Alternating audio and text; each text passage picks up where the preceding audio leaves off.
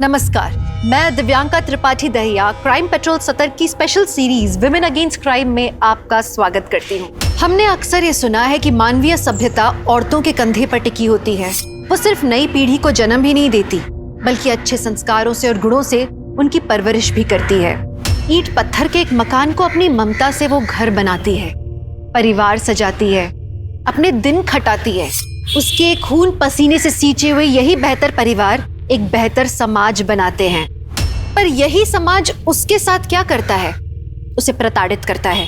अपनी दखियानुसी सोच और अहंकार से उसे मारने तक पे उतारू हो जाता है। आज की कहानी भी एक ऐसी लड़की की है जिसने बदलते वक्त के साथ एक नई कोशिश की, लेकिन उसकी कोशिश का अंजाम क्या हुआ, आइए देखते हैं।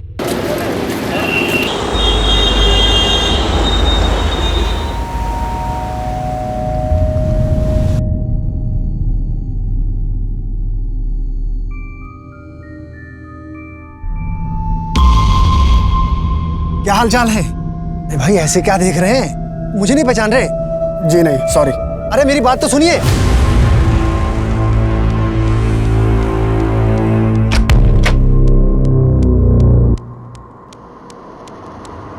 क्या हो गया?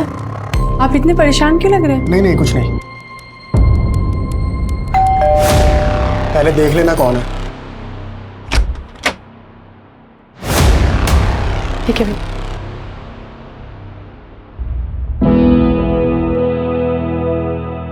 आप बताएंगे हुआ क्या है? अरे कुछ नहीं हुआ बाबा, तुम जाके खाने की तैयारी करो। सुनीता। हाँ जी। मुझे किसी काम से मुंबई जाना है, तुम फटाफट मेरा बैग तैयार कर दो। ठीक है।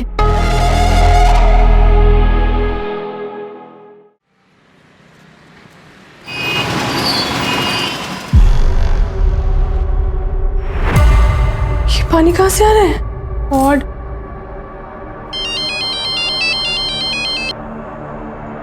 गुड मॉर्निंग भाभी जी। घर में ना पानी रिस रहा है, गंदा पानी। बस अभी हाजिर होता हूँ। अरे भाभी जी नमस्ते। कैसा फ्लैट दिया है आपने? यहाँ पे लीकेज हो रहा है। ये तो टाइल्स के अंदर का लीकेज है, बस अभी ठीक कर देते। हाँ नरेश भाई। हाँ राकेश जी, अरे अपने नालंदा में वो ग्राउंड फ्लोर में आपने फ्लैट दिया है ना, अरे वहाँ लीकेज का प्रॉब्लम हो रहा है यार, ठीक करा लूँ? एक मैसेज आ गया, वो नई पार्टी को फ्लैट दिखाना है ना, आता हूँ भाभी जी।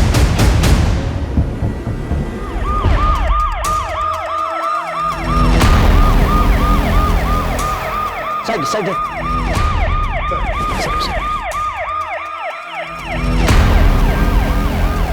नमस्कार।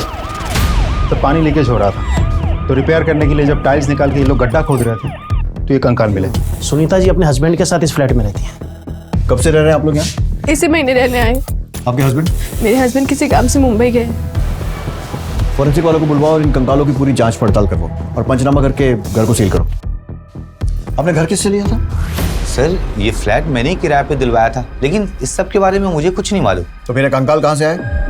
सर मैं सच कह रहा हूँ, मुझे कुछ नहीं मालूम। महेंद्र सर, घर का मालिक कब तक आएगा? सर उनसे बात हो गई है, लेकिन वो यहाँ पर रहते नहीं है, इसीलिए उनको डायरेक्ट पुलिस स्टेशन बुलाया।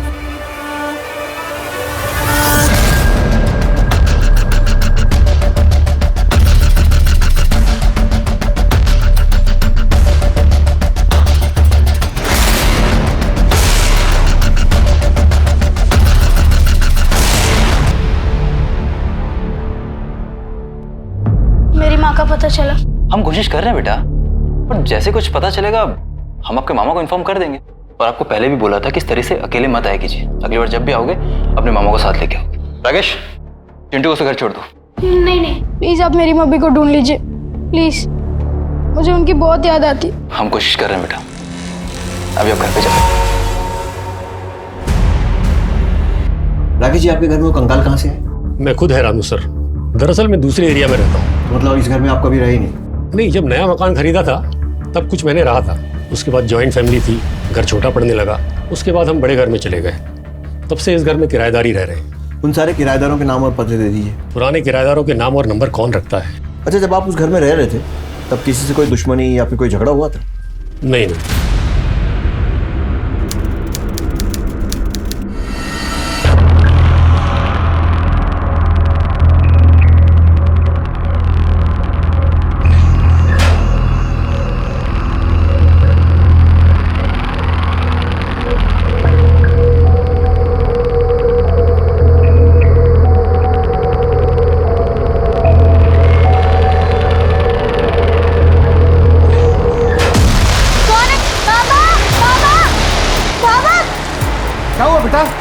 बाबा कोई आया था। कौन? चोर चोर चोर पकड़ो। कैसे लोग हैं ना बाबा, मंदिर में चोरी करने आ जाते हैं। ये बेटा, मंदिर में सैकड़ों साल पुरानी माता की मूर्ति है, साथ में ढेर सारे गहने भी हैं। जरूर वही चुराने आया होगा। वो तो अच्छा हुआ कि तूने आज मंदिर की लाज रख ली। बस माता का आशीर्वाद है बाबा। सो तो है बेटा, लेकिन हम सब कुछ माता के भरोसे छोड़ के विश्राम तो नहीं कर सकते ना। मैं आज से यहीं बाहर सोऊंगा ताकि चोर उचकों पर नजर रख सकूं। आजा आजा।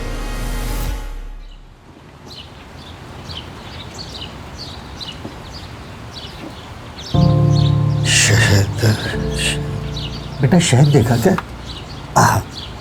अरे बाबा ये क्या कर रहे हैं? पहले तो दूध से अभिषेक, फिर शहद और फिर जल से अभिषेक। बेटी उम्र हो चली है इसलिए कभी कभी भूल हो जाती है, लेकिन हाँ संतुष्टि एक बात की है कि मेरी बेटी का हाथों इस मंदिर की परंपरा, अनुष्ठान, शास्त्र विधि अनुसार बिना रोक टोक के चलता रहेगा। बेटी के हाथों में नहीं, मेरे बेटे के हाथों में। देखिए भाई साहब, ये जो धर्म कर्म की बातें होती है ना, ये बेटे के चौड़े कंधों पर ही टिकती हैं, बेटियों की नाजुक कलाइयों पर नहीं। भाई साहब, मुझे कल पता चला कि मंदिर में चोरी होते होते रह गई। अब देखिए, आपकी उम्र हो चली है, आपके कोई बेटा भी नहीं है, इसलिए मंदिर और यहाँ का विधि विधान मेरे बेटे को सौंप दीजिए। कल आपके और मेरे बाद मेरा बेटा ही तो इस सब का उत्तराधिकारी होगा। और बेटी? बेटी का कोई अधिकार नहीं। बाबा पुरोहित खानदान के बड़े बेटे हैं और उनकी बेटी होने के नाते मेरा अधिकार है इस मंदिर में पूजा करने का। मैं बनूंगी यहाँ की पुजारन। दिमाग खराब हो गया है तेरा? ये हमारी परंपराओं के विरुद्ध है। तो ये परंपराएं बदलनी होंगी। जब एक औरत को देवी बना के उसे पूजा जा सकता है, तो एक औरत पुरोहित बन के पूजा क्यों नहीं कर सकती? देखो रघु, ऐसा कहाँ लिखा है कि एक औरत मंदिर की पुजारी नहीं बन सकती?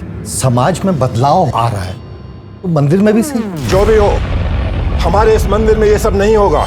क्षमा कीजिएगा चाचा जी, छोटा मुंह बड़ी बात, लेकिन आप परंपराओं की दुहाई देकर इस मंदिर की संपत्ति पर अपना अधिकार जमाना चाहते हैं। ये मंदिर और इसकी संपत्ति किसी एक की नहीं, बल्कि पूरे गांव की है।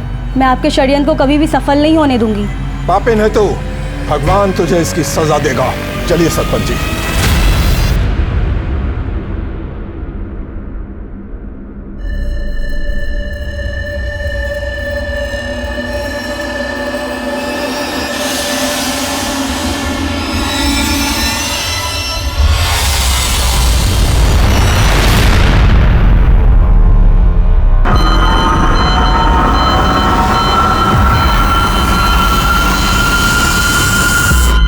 देखिए पुजारी जी, हम सभी पंचों ने मिलकर ये फैसला लिया है कि इस मंदिर की उत्तराधिकारी रचना ही होगी। बड़ी खुशी की बात है।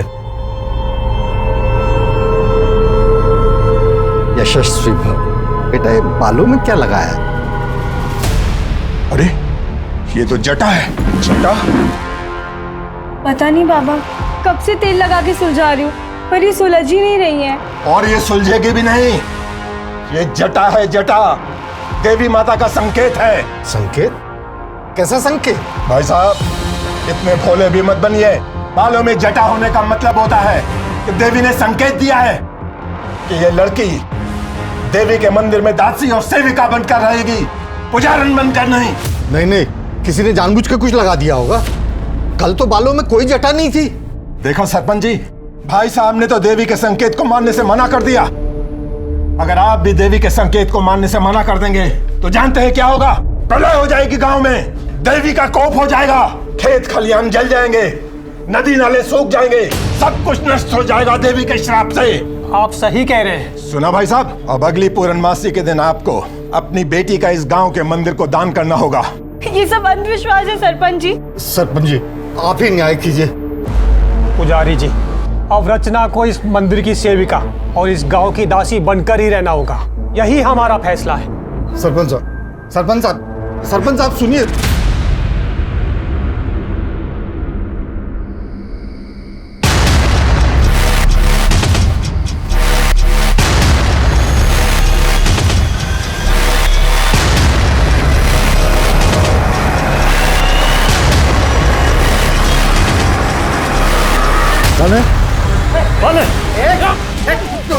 छोड़ दो मेरी बेटी को, छोड़ दो।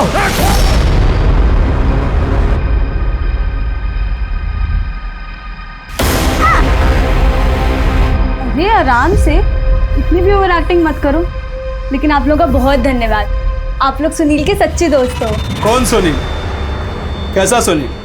उसे तो काट के फेंक दिया। क्या? सुनील को मार दिया? और तुझे क्या लगा हम तुम्हें सुनील को सौंप देंगे? अब हम वो करेंगे जो हमें करना बनता है।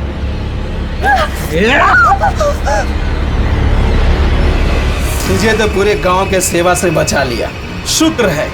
और हमारी सेवा तो बनती है ना। इसमें तो जाने दो। नहीं नहीं। हाँ ताई मलाई का भला छोड़ता है कोई?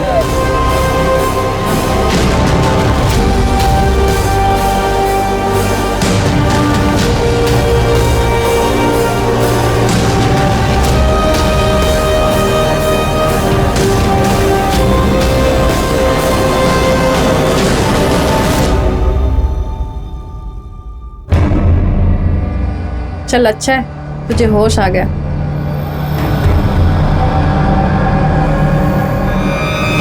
मंदिर की पुजारन बनने के सपने देखने वाली रचना को षड्यंत्रकारियों ने ऐसी जगह पहुंचाया था जहां औरत को इंसान नहीं, भोगने वाली वस्तु माना जाता है। क्या उसके संघर्षों का अंत हो चुका था या एक नए संघर्ष की शुरुआत हुई थी? और सबसे बड़ा सवाल ये था कि शहर के रिहायशी इलाके के घर में मिले कंकालों का इनसे क्या संबंध था? ऐसे कई सवालों का जवाब मिलना अभी बाकी था। सर ये वही कॉन्ट्रैक्टर हैं जो उस फ्लैट में काम कर रहे थे। मुझे नरेश ने बहुत मारा था, ये देखिए। क्यों? सर वो कह रहा था कि वो खुदाई में कंकाल मिला तो पुलिस को बताने की क्या जरूरत थी? पुलिस को बताने की क्या जरूरत? मिट्टी डाल के उसके ऊपर टाइल्स लगवा के मामला रफा दफा नहीं कर सकता था? अगर तुम्हारी वजह से मैं फंसा ना तो मैं तुम्हें छोड़ूंगा नहीं। साहब मुझे बचा लीजिए साहब, बहुत बहुत मारेगा। आप चिंता मत कीजिए, वो कुछ नहीं कर पाएगा। इन्हें लेकर जाओ, इनकी कंप्लेन लिखो और पट्टी करवाओ। ये नरेश हमसे कंकाल की बात क्यों छुपाना चाहता है? उस मकान का मालिक राकेश, दोबारा बुलाओ उसे। राकेश जी, पिछली बार की खातिरदारी याद होगी आपको? एक सवाल पूछना रह गया था। नरेश के बारे में क्या जानते हो? सर उस एरिया में नरेश की बहुत चलती है। सारे फ्लैट किराए पे वही देता है और कोई भी उसके मार्केट में घुसने की कोशिश करता है तो बखेड़ा खड़ा कर देता है सर। और तो और पुराना किराएदार जाने के बाद नया किराएदार आने तक चाबी नरेश के पास ही रहती थी। हाँ साहब, नरेश दिल का काला और नाड़े का ढीला आदमी है। खाली फ्लैट में लड़कियों को बुलाता रहता है। दबंग है, इसलिए उसे कोई कुछ बोलता ही नहीं। कब से काम कर रहे हो यहाँ? साहब 4-5 साल हो गए। कुछ और पता चले तो बताना। जी साहब। सुनिए जी। चाबी। Oh thank you.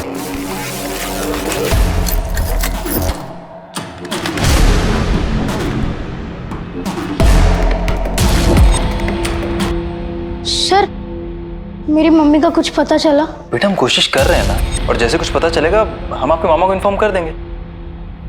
चलो भी आप घर जाओ।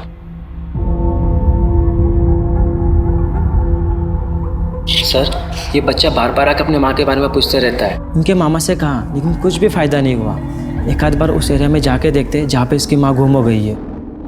लेकिन वो एरिया तो कुंज विहार के हद में आता है ना, तो हम इतनी मगजमारी क्यों करें? और वैसे भी एक बच्चे की कंप्लेंट पर कितना नाचेंगे हम? नहीं सर, नहीं सर। कंकाल की बात क्यों छुपाना चाह रहा था? बोल। नहीं सर, ऐसा कुछ नहीं है सर। तो फिर कॉन्ट्रैक्टर को क्यों मारा? बोल। सर वो मेरा धंधा खराब कर रहा था, उसकी वजह से उस फ्लैट में तो क्या पूरी बिल्डिंग में कोई किराए के लिए तैयार नहीं हो रहा था। तो तेरे लिए तो अच्छा ही था ना, और लड़कियां लेकर जाता वहाँ, जैसे उस ग्राउंड फ्लोर फ्लैट में लेकर जाता था। बता किस किस लड़की को वहाँ मार के दफनाया? बोल। नहीं सर, मैं मानता हूँ कि मैं वहाँ लड़कियों को लेकर जाता था, लेकिन मैंने किसी को मारा नहीं सर। मैं तो वहाँ थोड़े समय के लिए जाता था। तो वहाँ जितने भी लोग लंबे समय के लिए रहते थे, मुझे उनकी पूरी डिटेल्स चाहिए। सब मुँह ज़बानी तो याद नहीं है, ऑफिस के रिकॉर्ड में सब लिखा है। इसके साथ इसके ऑफिस जाओ और पूरी लिस्ट लेकर आओ। चलो। अभी का किराएदार मुंबई से कब आ रहा है पता करो। चलो।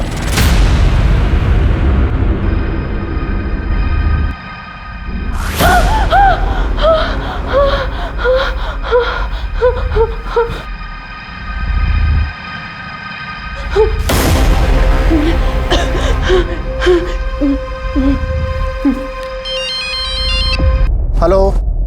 हेलो मुझे बहुत डर लग रहा है। आप कब आ रहे हो? तू टेंशन मत ले, मैं कल सुबह की पहली फ्लाइट पकड़ते ही आ रहा हूँ भोपाल।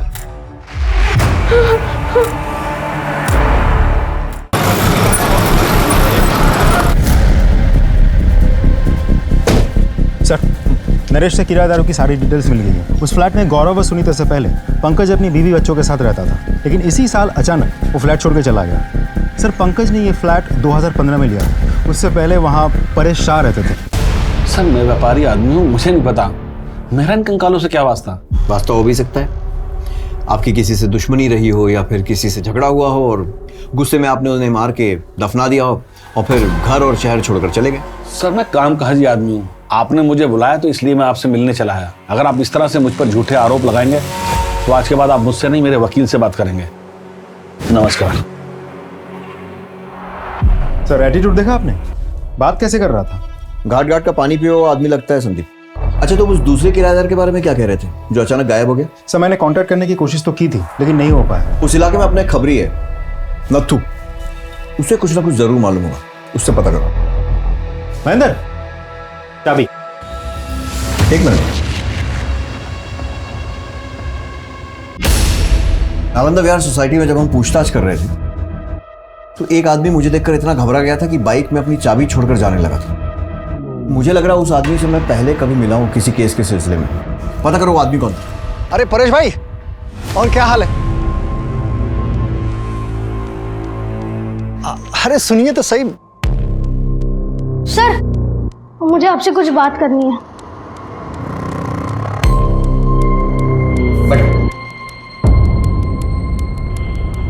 बोलो बेटा। सर, मेरी माँ खो गई है। क्या नाम है तुम्हारा? मेरा नाम चिंटू है। कहाँ रहते हो? सर, मैं विष्णुपुरी कॉलोनी में रहता हूँ, पर वहाँ के पुलिस वाले बात कर रहे थे कि मेरी माँ जहाँ से खो गई है वो इलाका आपके पुलिस स्टेशन के अंडर आता है, इसलिए मैं यहाँ चला आया। बेटा, तुम्हारी माँ कहाँ से खोई? हमारे घर से ही। और घर कहाँ पे है तुम्हारा? है नहीं, था नालंदा विहार सोसाइटी में। नालंदा विहार में कौन सी बिल्डिंग? ए ब्लॉक बिल्डिंग के ग्राउंड फ्लोर पे रहते थे हम। बेटा, तुम्हारे पापा का नाम क्या है? पंकज। और मम्मी का नाम पूजा। हाँ, पर आपको कैसे पता? ये तो वही घर है जहाँ पर वो दुकान। कौन सा केस है सर? नहीं, कुछ नहीं बेटा। आपने कुछ खाया? नहीं। वही, इसको जूस पिलाओ। अंकल को मामा का नंबर दो, इनके मामा से बात करो और पंकज का नंबर लो और लेकर आओ उसको। जाओ बेटा। विष्णुपुरी पुलिस स्टेशन में फोन करो, पता करो इस केस की इन्वेस्टिगेशन की क्या प्रोग्रेस है। रिहायशी इलाके में घर के नीचे से मिले कंकाल से चारों तरफ अफरा तफरी मच गई। ऐसे में एक मासूम बच्चा अपनी माँ को तलाशते दर बदर ठोकरे खा रहा था।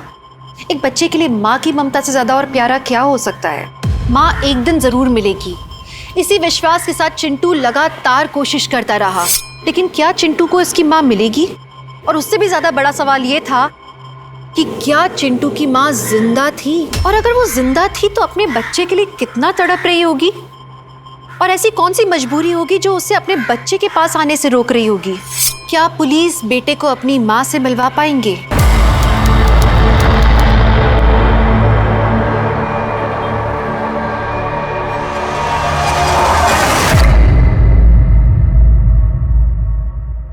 चम्मक छल्लो, क्या नाम है तेरा? मुमताज। आहा, चल ताजमहल बनाते हैं।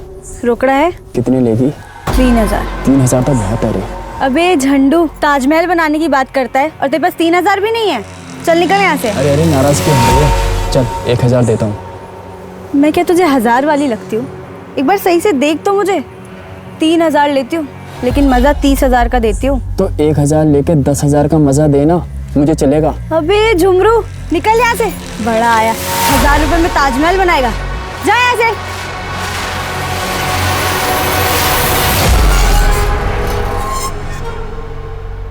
तेरा बाप गांव के मंदिर का पुजारी है ना?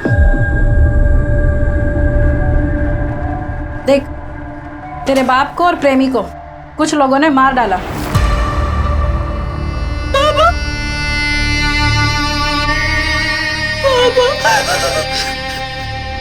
देख, तेरे जैसी अनाथ नौजवान लड़की को दुनिया वाले नोच खाएंगे। खुद से धंधे पे बैठ जा और रुआब से कमा और मर्दों को अपनी उंगली पे नचा। नहीं, मैं मर जाऊंगी, पर ये गंदा काम कभी भी नहीं करूंगी। तेरे जैसी मना करने वाली लड़कियों को जिंदा गड्ढों में गाड़ देते और पुलिस को कंकाल तक नहीं मिलता। सोच ले।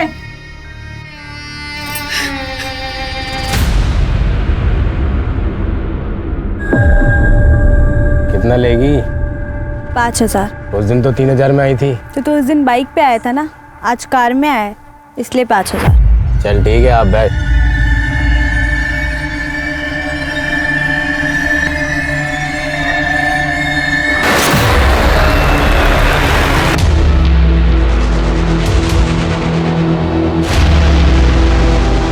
कितना छापा? 5,000 पे गई थी, लेकिन इतना खुश कर दिया कि 7,000 ले आई। ए जुग जुग जियो मेरी बच्ची, बड़ा अच्छा हुनर पाया है तूने।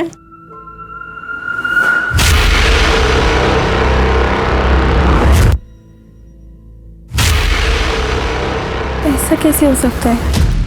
वो तो उसे तो उन लोगों ने क्या बड़बड़ा रही है? देख, तेरा पुराना सेठ आ गया। इस समय? अरे बीवी से झगड़ा हुआ होगा, तेरे पास आके दिल हल्का करेगा। जा, क्या होता है? जाके सेठ का दिल बहला।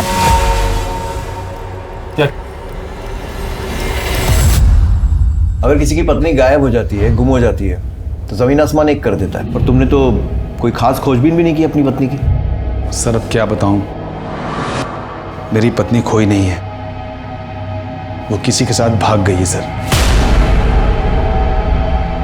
ये क्या हो रहा है?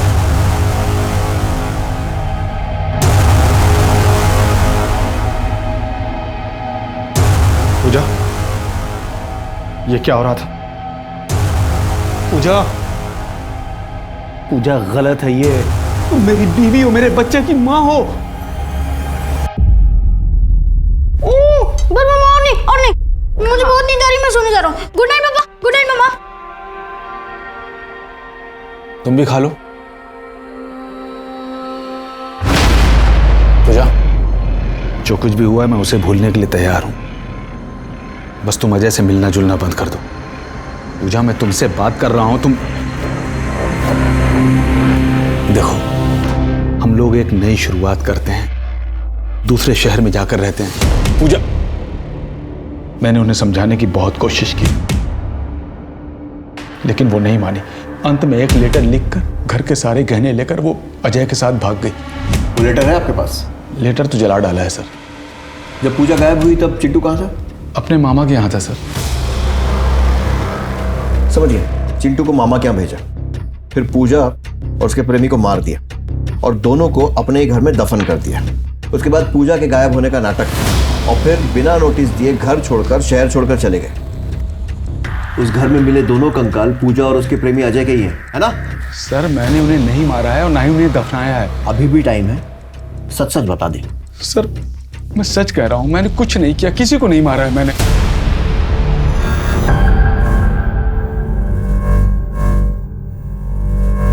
लगता है इन्हें किसी बात का गहरा सदमा लगा है। मैं कुछ दवाइयां लिख देता हूं, लेकिन अगर इनके मन से डर नहीं गया तो उन्हें ठीक होने में वक्त लगेगा। सर एक रिक्वेस्ट है सर, बीवी के सपने में कंकाल आ रहे हैं, उसे मायके जाने की परमिशन दीजिए। ये रहा सर डॉक्टर का सर्टिफिकेट। आपको पता है ना आपके घर में कंकाल मिले दो, जब तक इन्वेस्टिगेशन पूरी नहीं हो जाती कोई कहीं नहीं जाएगा। मैं रुकता हूँ ना सर यहाँ पर, वैसे ही मेरी बीवी का उन कंकालों से कोई लेना देना नहीं है सर। अगर होता तो वहाँ खुदवाती ही क्यों। ठीक है, उनको जाने की परमिशन दे रहा हूँ, लेकिन तुम शहर छोड़कर कहीं मत जाना। Okay sir. सर कंकालों की पोस्टमार्टम रिपोर्ट आ गई है सर। पहला कंकाल आदमी का है और दूसरा किसी औरत का। उनकी एज और टाइम ऑफ डेथ? सर इसको समझना थोड़ा कॉम्प्लिकेटेड प्रोसेस है, इसमें थोड़ा टाइम और लगेगा। रिक्वेस्ट करो, देखो जल्दी कर सकें तो। सर उस बिल्डिंग के पुराने रिकॉर्ड्स मैंने अच्छे से चेक कर लिए। 15 साल पहले वो बिल्डिंग जब बन रही थी तब 2 बार स्लैब गिरा था। फिर उसके कुछ ही दिनों बाद एक मजदूर और उसकी बीवी की कंस्ट्रक्शन साइट से मिसिंग होने की रिपोर्ट बाकी के मजदूरों ने लिखवाई थी, और फिर उसके कुछ ही दिनों बाद उन लोगों ने मिसिंग कंप्लेंट वापस भी ले ली थी। ये सब जानने के बाद उस समय के पीआई को जब शक हुआ और उन्होंने इन्वेस्टिगेट करना शुरू किया तो पता चला कि बिल्डर ने जबरदस्ती मजदूरों को मिसिंग रिपोर्ट वापस देने के लिए मजबूर किया था। 2 बार बिल्डिंग का स्लैब गिरा और उसके बाद 2 मजदूर, एक आदमी एक औरत गायब हो गए। कहीं ऐसा तो नहीं है कि किसी अंधविश्वास के कारण बिल्डर ने कुछ बली वली वाला कांड किया हो?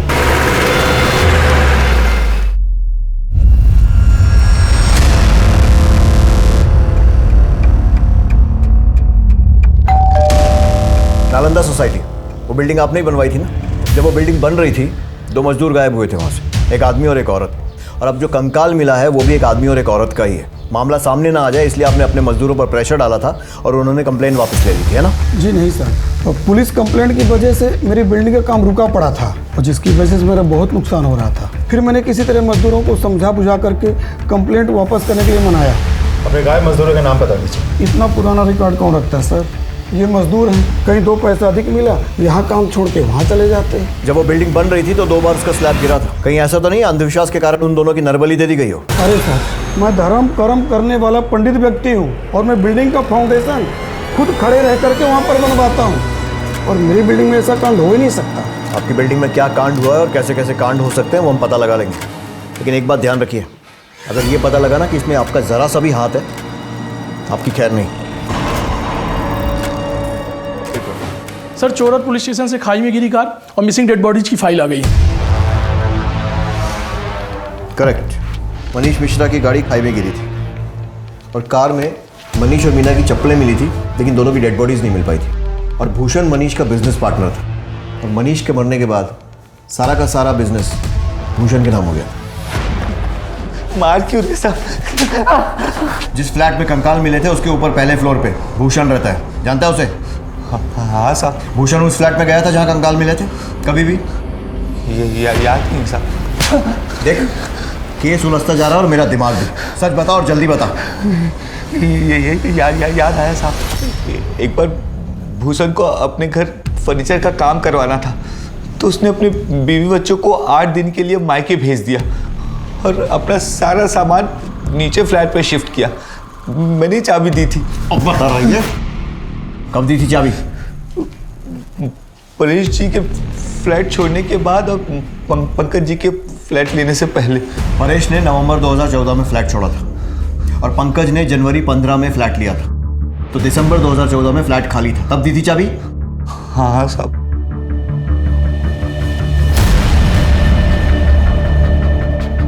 मनीष और मीना मिश्रा की गाड़ी भी दिसंबर 2014 में ही खाई में गिरी थी। टाइम तो मैच हो रहा है। सर, हो सकता है भूषण ने ही मनीष और उसकी बीवी को मार के उस फ्लैट में दफना दिया हो।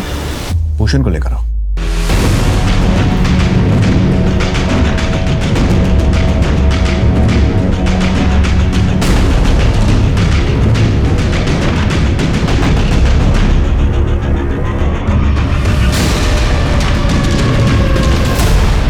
सर, भूषण बिना किसी को कुछ कहे गायब हो गया। उसका फोन भी स्विच ऑफ आ रहा है।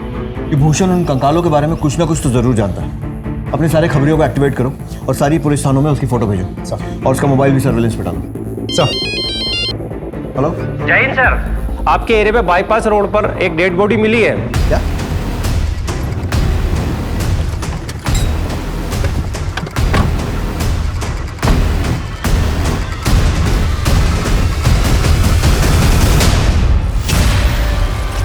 सर, ये तो परेश शाह है, अहमदाबाद वाले। सर, इनको तो गला घोट के मारा गया। सर, ये तो वही हैं जो उस कंकाल वाले फ्लैट में किराएदार थे। लेकिन परेश तो उसी दिन अहमदाबाद वापस जाने वाला था। अगर वो अहमदाबाद नहीं गया तो शायद किसी होटल में रुका होगा। सारे होटल्स में चेक करो, कुछ ना कुछ क्लू जरूर मिलेगा। बॉडी का पंचनामा करके पोस्टमार्टम के लिए भिजवाओ और परेश के call detail records निकलवाओ।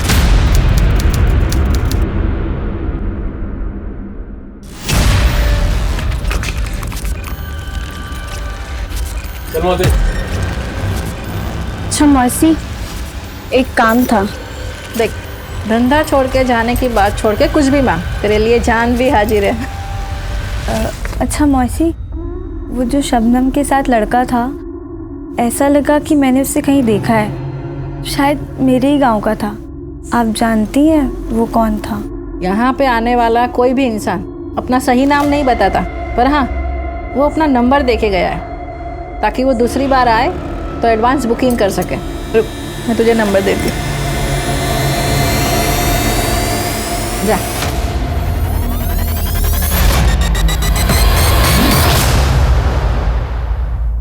Hello Sunil. रचना। सुनील तुम जिंदा हो? मुझे लगा तुम्हें तो डकैतों ने। मुझे तुम्हारे प्यार और दुआओं ने बचा लिया रचना। तुम कहाँ हो सुनील? मैं तुमसे मिलना चाहती हूँ। मैं भी तुमसे मिलना चाहता हूँ, तुम जल्दी आ जाओ, मैं तुम्हें अभी एड्रेस मैसेज कर रहा हूँ। हो गई बात तेरे गांव वाले से? सर कमलेश का मोबाइल लोकेशन इसी एरिया में नजर आ रहा है। सर बॉडी तो बहुत बुरी तरह से जल चुकी है। ये तो गौरव की आईडी है।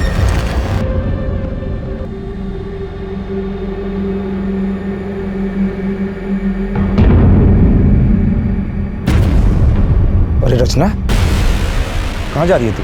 प्लीज मुझे जाने दीजिए। मालकिन को क्या जवाब दूंगा? क्या छिपा रही है? नहीं। क्या छिपा रही है? पैसे चोरी करके भाग रही है तू? नहीं नहीं नहीं। चल दिखा। अरे चल। अरे छोड़ के गई।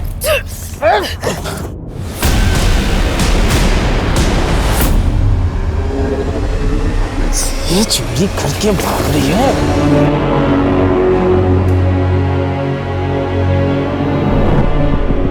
Sir Paresh Indore palace hotel में रुका था, वहाँ का सीसीटीवी फुटेज मिल गया सर। परेश इस आदमी के साथ बाहर निकला और उसके बाद परेश का मर्डर हो गया। पता लगाना पड़ेगा ये आदमी कौन है। अपने पैन डेटा, आधार डेटा और हमारे रिकॉर्ड्स सबसे चेक करो, कहीं ना कहीं से तो उसकी कुंडली जरूर निकलेगी।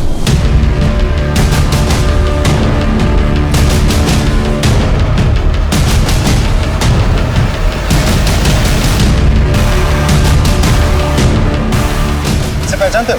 हाँ सर, ये तो कमलेश है। कहाँ रहता है ये कमलेश? यही पुरानी मंदिर के पीछे वाली गली में।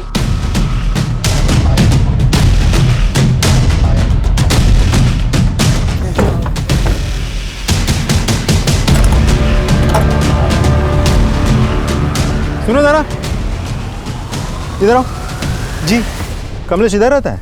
हाँ। घर पे तो ताला लगा हुआ है, कहाँ गया वो? नहीं पता। नंबर है उसका? हाँ सर। नंबर ले लो। Okay sir.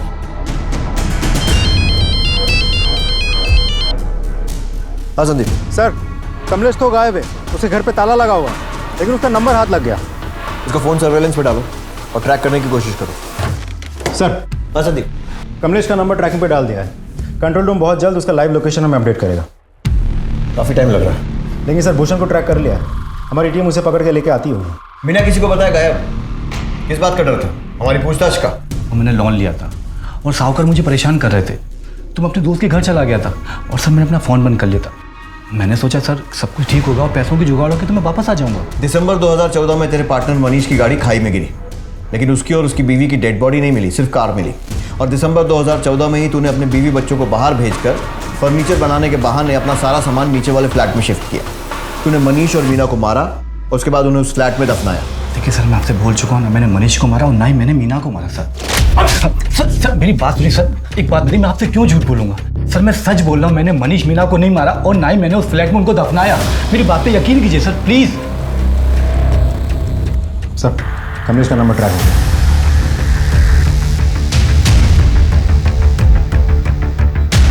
सर कमलेश का मोबाइल लोकेशन इसी एरिया में दिखा रहा है। जीपीएस ट्रैक करते रहो।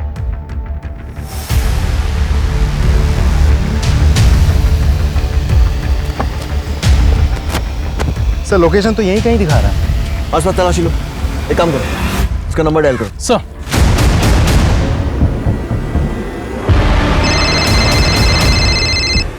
आवाज आ रही है सर।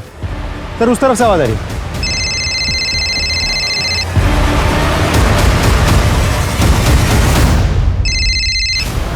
बॉडी तो बहुत बुरी तरह से जल चुकी है। सर ये फोन। Sir ID. ये तो गौरव की आईडी है। फोन कमलेश का और आईडी गौरव की। आसपास देखो और कुछ मिलता है क्या? पंचनामा करके बॉडी को पोस्टमार्टम के लिए भेजो। उसकी वाइफ को इन्फॉर्म करो। गौरव को कौन मार सकता है और क्यों? सर गौरव के घर से मिले कंकालों के साथ इस मर्डर का कोई कनेक्शन तो नहीं है। और कमलेश का फोन गौरव की बॉडी के पास मिलना, यही कमलेश परेश के साथ होटल में दिखाई दिया था। इसके बाद परेश का मर्डर हो गया था। पता लगाना पड़ेगा ये कमलेश है कौन, और ये भी कि इन तीनों को मारने वाले अलग अलग लोग हैं या फिर ये तीनों केस एक दूसरे से जुड़े हैं और हत्यारा कोई एक ही है। सर हो सकता है गौरव और कमलेश की लाइफ से हमें कोई सुराग मिल जाए। इन दोनों के फोटो सारे पुलिस स्टेशन में सर्कुलेट करवाओ और डिटेल्स निकालो। पहले परेश और उसके बाद गौरव की हत्या ने एक नया सवाल खड़ा कर दिया था कि क्या कंकालों से जुड़ा कोई शख्स इन दोनों की हत्या का जिम्मेदार है, और अगर है तो उसकी वजह क्या है। गौरव की किसी से कोई दुश्मनी थी या फिर किसी ने कोई धमकी वगैरह दी हो? वो एक दिन अचानक मार्केट से घबराए हुए घर आए थे। क्या हो गया, आप इतने परेशान क्यों लग रहे हैं? नहीं कुछ नहीं। मैंने पूछा भी था लेकिन उन्होंने कुछ जवाब नहीं दिया। उनकी फैमिली में और कौन कौन है? कोई नहीं है सर, वो अनाथ थे। बचपन में ही उनके माता पिता का स्वर्गवास हो गया था। उन्होंने बोला था कि किसी अनाथ आश्रम में वो पले बड़े हैं। उस अनाथ आश्रम का नाम मालूम है आपको? नहीं पता सर। देखिए, गौरव की बॉडी हम आपको पोस्टमार्टम के बाद ही दे पाएंगे, अभी आप जा सकते हैं। पता करो कि गौरव कौन से अनाथ आश्रम में था, क्योंकि अगर वो वहां था तो गवर्नमेंट एजेंसीज के पास उसके सारे रिकॉर्ड्स हैं। हेलो, क्या? ठीक सर, एक इंटरेस्टिंग इंफॉर्मेशन हाथ लगी है।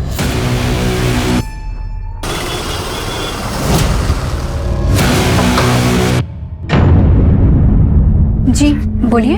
माँ,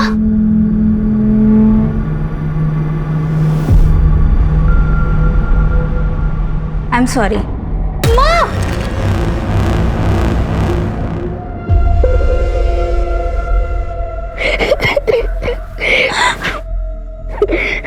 घर चलो माँ, घर चलो। नहीं बेटा, मैं नहीं आ सकती। क्यों माँ, क्यों नहीं आ सकती आप घर? बेटा, तेरे पापा।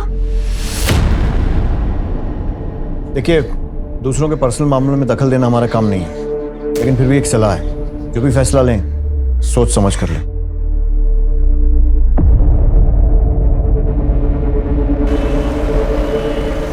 सर, गौरव की फोटो हूबहू एक आदमी से मिलती है जो 6 साल जेल काट चुका है, लेकिन जेल रिकॉर्ड्स में उसका नाम प्रसाद है। प्रसाद कौन सी जेल से छूटा? भोपाल सेंट्रल जेल में था सर, और पिछले महीने ही छूटा। कुंडली निकालो इसकी। गौरव से आपकी शादी कब हुई थी? से 2 महीने पहले। लव मैरिज थी या अरेंज? अरेंज।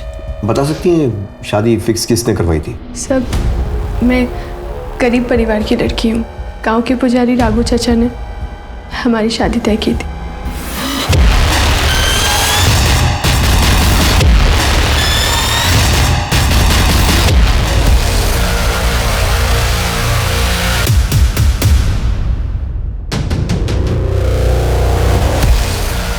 चलिए चलिए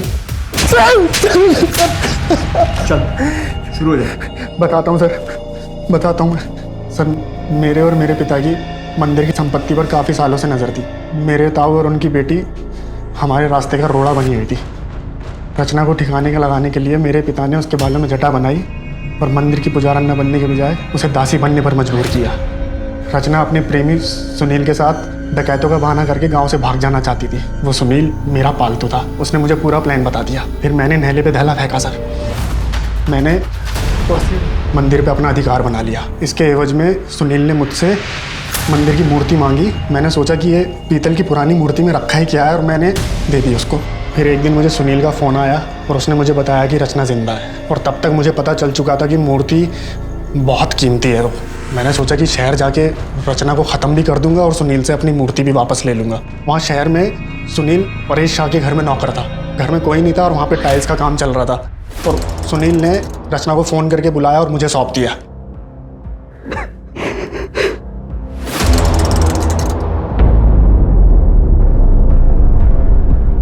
प्रसाद, तुम यहाँ?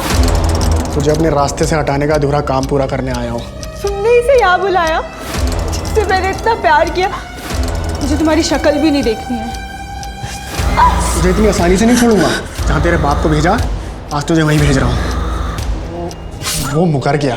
उसने वो मूर्ति वहीं कहीं फ्लैट में दफनाई है। सर, जब मैंने ज़्यादा जोर डाला तो वो कहने लगा सर मेरे पूरे षड्यंत्र का पर्दाफाश कर देगा। मैं सर गुस्से में तिल मिला गया और मैंने सुनील को भी वहीं मार दिया।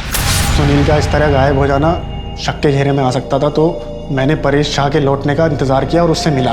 उसको ये बोला कि मैं सुनील का बड़ा भाई हूँ और सुनील बहुत ज़्यादा बीमार हो गया तो मैं उसे गांव ले जाने के लिए वापस आया हूँ। मैं वहाँ से तुरंत निकल गया, ये सोच के गया कि इस घर को या तो मैं किराए पे लूँगा या फिर खरीद लूँगा, जिससे कि मूर्ति मेरे हाथ में आ जाए। परेश और कमलेश को कैसे मारा? सर सुनील ने मुझे बताया था कि उसका मालिक परेश शाह हर साल 2 बार तीर्थ यात्रा पर जाता है, तो सर उसकी गैर मौजूदगी में मैं चोरी छुपे उसके फ्लैट में घुसा और मूर्ति खोजने लगा। कौन है? सर जब रात को मैं मूर्ति खोज रहा था तो कमलेश जो वहाँ पहले वॉचमैन था उसने मुझे देख लिया। सर मैंने उससे बहुत मिन्नतें की, उसे पैसे देने की कोशिश की और वो सर मान गया। उसने मुझसे पैसे लिए और चुप रहने का वादा किया। मुझे मूर्ति पाने का बहुत जुनून था सर, मुझे वो मूर्ति चाहिए थी। मैंने अपना नाम बदला, शादी की और गौरव नाम से उस फ्लैट में रहने लगा जहाँ पे मूर्ति दफन थी। मैंने उस घर में रहते हुए उस जगह को आइडेंटिफाई कर लिया था जहाँ मूर्ति थी और सर मैं मुंबई गया, उसका सौदा करके आया, लेकिन इसी बीच मेरी बेवकूफ़ बीवी ने मेरे ही गड़े हुए मुर्दे निकलवा लिए। इसी बीच आपने परेश शाह को पूछताछ के लिए बुलाया और परेश को वो कमलेश उसका पुराना वॉचमैन भी मिला और उसने उसको सब कुछ बताया कि मैं उस फ्लैट में घुसा था चोरी छुपे। परेश के दिमाग की बत्ती जल गई, उसने मुझे बुलाया और पूछताछ की।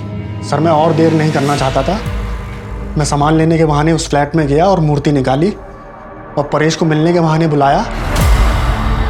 फिर मैंने सर कमलेश को मारा क्योंकि मैं कोई गवाह और कोई सबूत नहीं छोड़ना चाहता था, इसलिए मैंने सर कमलेश को वहाँ जलाया, गौरव की आईडी वहाँ फेंकी जिससे लगे कि गौरव मर गया और सर मैंने मूर्ति ली और गाँव चला गया। बाकी की सारी उम्र जेल में सड़ेगा। सर रचना के साथ जो हुआ वो हमारे समाज की पिछड़ी हुई मानसिकता को प्रदर्शित करता है। रचना ने एक बड़ा सपना देखा, मंदिर की पुजारन बनने का, देवी माता की सेवा करने का, पर उसका ये सपना मंदिर की संपत्ति पर नजर गड़ाए लोगों को रास ना आया। उन्होंने रचना को जिस्म फरोशी के कीचड़ में धकेल दिया। कागा सब तन खाइयो, चुन चुन खाइयो मांस, बस ये 2 नैना मत खाइयो, इन्हें पिया मिलन की आस। रचना की हिम्मत जैसे पूरी तरह से टूट चुकी थी, लेकिन अपने पुराने प्यार से मिलने की उम्मीद ने उसमें एक नए जोश का संचालन किया।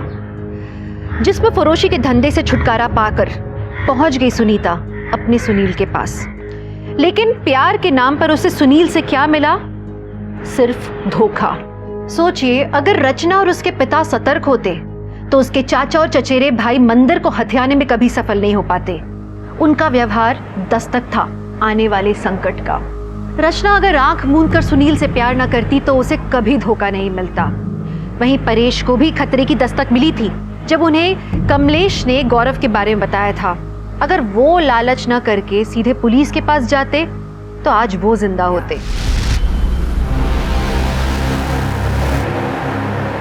प्रिया, कपड़े सुखाने के लिए डाल देना, माजी ऑनलाइन क्लास शुरू हो तो है, वरना मैं ही डाल देती। आई, मैं खाना बना रही हूँ। खाना बनाने के बाद डाल देना। क्यों आई? सारे काम प्रिया ही क्यों करेगी?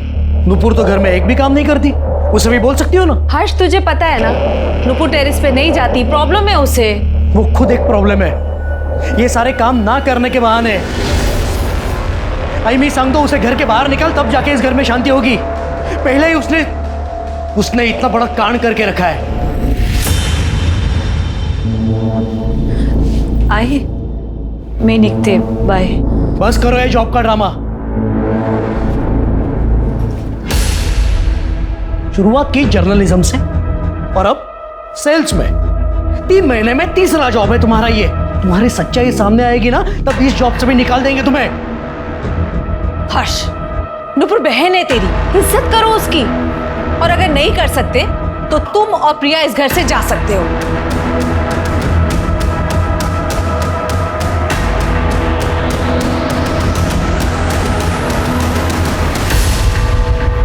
यस मिस्टर मेहता, हाँ देख रहा हूँ। प्रशांत सर। हाँ जी जी जी करता हूँ भैया। हाँ नुपुर। सर, ये लास्ट 3 मंथ्स की सेल्स रिपोर्ट है, आप चेक कर लीजिए। सब ब्रांचेस किए?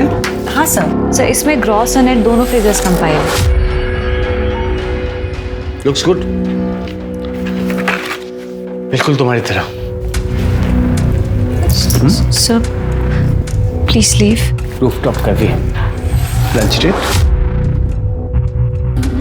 मैं अपना टिफिन लाती हूँ और मैं डेट पर नहीं जाती। Sir please leave. Sir please please.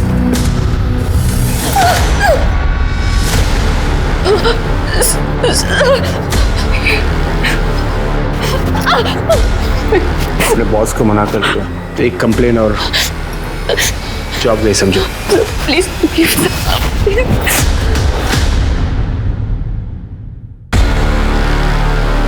देखिए अनुपुर, आजकल तो सभी रेटिंग पे जाते हैं, एक बार वापस सोच ले। यार हेमा, आजकल कोई प्यार से बात भी करता है ना तो डर लगता है मुझे। एक तो ये प्रशांत सर, जब से जॉब ज्वाइन की है मैंने तब से पीछे ही पड़ गए हैं मेरे। मुझे तो लगता है ये जॉब पे छोड़नी पड़ेगी। यार देख, तूने उन्हें प्यार से मना कर दिया है ना, अगर वो परेशान करेंगे तो हम कंप्लेंट कर देंगे। जॉब क्यों छोड़नी है तुझे? कंप्लेंट? यार तुझे अच्छे से पता है ना कंप्लेंट्स का होता क्या है।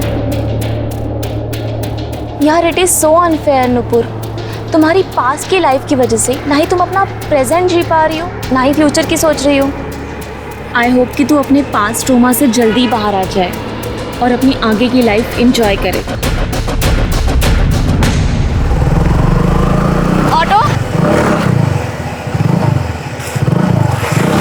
नुपुर चलो, मैं ड्रॉप कर देता हूँ। नहीं सर, मैं चली जाऊंगी। Nupur I love you. Sir? हाँ देखो, मैं तुम्हारे साथ कोई टाइम पास नहीं कर रहा हूँ, and if all goes well मैं तुमसे शादी करना चाहता हूँ। Thank you sir. I mean आप बहुत अच्छे हैं सर, लेकिन मैं आपसे शादी नहीं कर सकती। सॉरी। क्यों नहीं कर सकते? हाँ कोई बॉयफ्रेंड है बॉयफ्रेंड? मैं नहीं कर सकती आपसे शादी, नहीं कर सकती। देखो सुनो, तुम्हारी एक ना तुम्हारी जिंदगी बर्बाद कर सकती है, बता रहा हूँ मैं। धमकी दे रहे हो ना सर आप मुझे? But I know my rights sir. अगर एक कंप्लेंट कर दी ना तो आपका करियर बर्बाद हो सकता है। नरेश पाटिल, फिर पहले ना हम क्लोज रिलेटिव्स की लिस्ट बना लेते हैं शादी के लिए, उसके बाद इन लोगों को। हाँ पहले आप ठीक है ठीक है। किसकी शादी? तेरी शादी। और किसकी शादी? बहुत अच्छा रिश्ता आया है तेरे लिए नुपुर। आई, तुझे तो अच्छे से पता है ना मेरी हालत क्या है, फिर भी तू शादी की बात कर रही है। कि पहले एक बार लड़के का नाम तो सुन ले, इंस्पेक्टर दिनेश जाधव। क्या?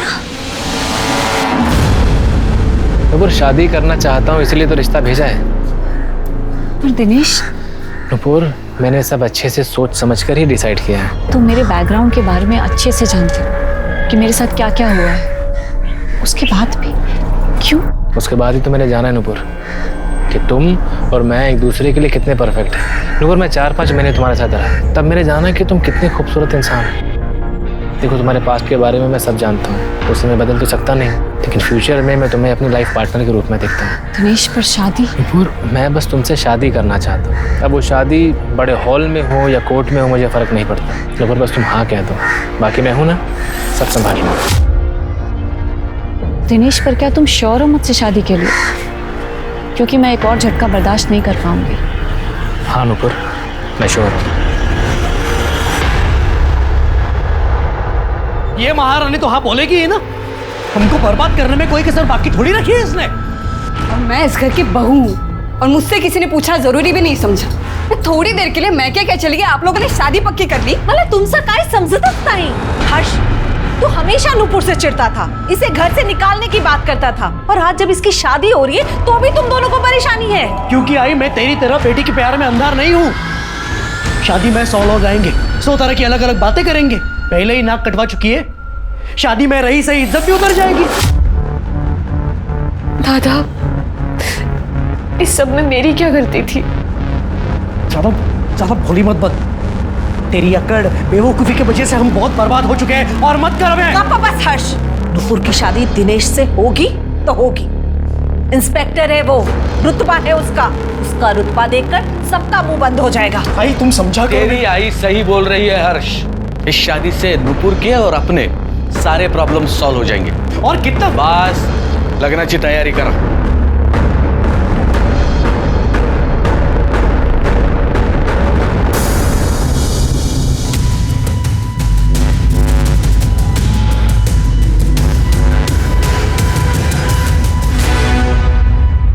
हाँ, मेरा तो हो गया। अभी लास्ट बाइट तुम खाओगे। अरे ऐसे कैसे? ये भी तुम ही खाओगी? वरना सैंडविच ना खाने के जुर्म में अरेस्ट कर लूंगा तुमको। प्लीज यू नो खाती। तुम शादी के बाद भी ऐसे ही मेरा ख्याल रखोगे? इससे भी ज्यादा ख्याल रखूंगा मैं तुम्हारा। सच? अच्छा अनुपुर, शादी से याद आया, देखो हम तो चाहते थे कि हमारी शादी सिंपल तरीके से हो, पर आई चाहती है कि हमारी शादी बहुत धूमधाम से हो। मैं समझ सकती हूँ दिनेश, आई की भी तो कुछ इच्छाएं होंगी, अब मेरे लिए उनकी इच्छा क्यों मारना? थैंक गॉड नुपुर कि तुम सब समझती हो। तो फिर तुम अपनी आई और बाबा से बात करना कि वो सभी विधि विधान और सामान तैयार रखें। सामान मतलब? क्या? कार और 15 लाख? ए तू उसे जाके बता तू कहीं की राजकुमारी नहीं है। आई मैं तुला सांगतो ये शादी में कुछ तो लोचा है। हर्ष, इतना पारा चढ़ाने की कोई जरूरत नहीं है। शादी में ये सब होता है, देना पड़ता है। नहीं आई, कुछ भी देने की जरूरत नहीं है। तूने ही तो सिखाया है ना, दहेज लेना देना दोनों गलत है। हाँ आई, हमारी शादी में प्रिया के घर वालों से कुछ नहीं लिया हमने, बल्कि शादी का खर्चा डिवाइड किया। तो अब क्यों? क्योंकि नुपुर को इस शादी की बहुत जरूरत है। दिनेश के अलावा कोई इससे शादी नहीं करेगा। दहेज का पैसा कहाँ से लाओगे आप? मैं अपनी एफडी तोड़ दूंगी और पीएफ के लिए भी बात करती हूँ। आई तू समझ। आई बाबा बाबा बोलते क्यों नहीं? सारा पैसा इस पे खर्च कर देगी ये।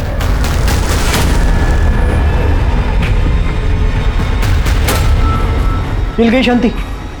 पहले इज्जत खत्म की और अब आई बाबा की सेविंग्स खत्म कर रही हो। कौन तुम करोगे और भुगतना हमें पड़ रहा है। इससे अच्छा मर क्यों नहीं जाती?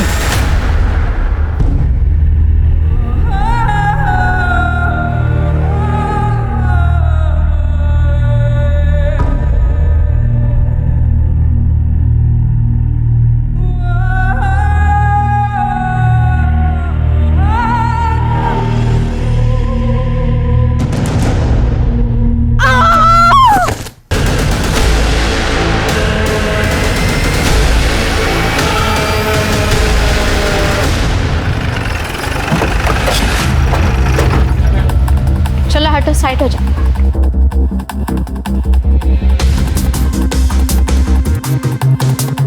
नेटका मैडम बॉडी चेक करा। Okay sir. गच्चो जोन चेक कर।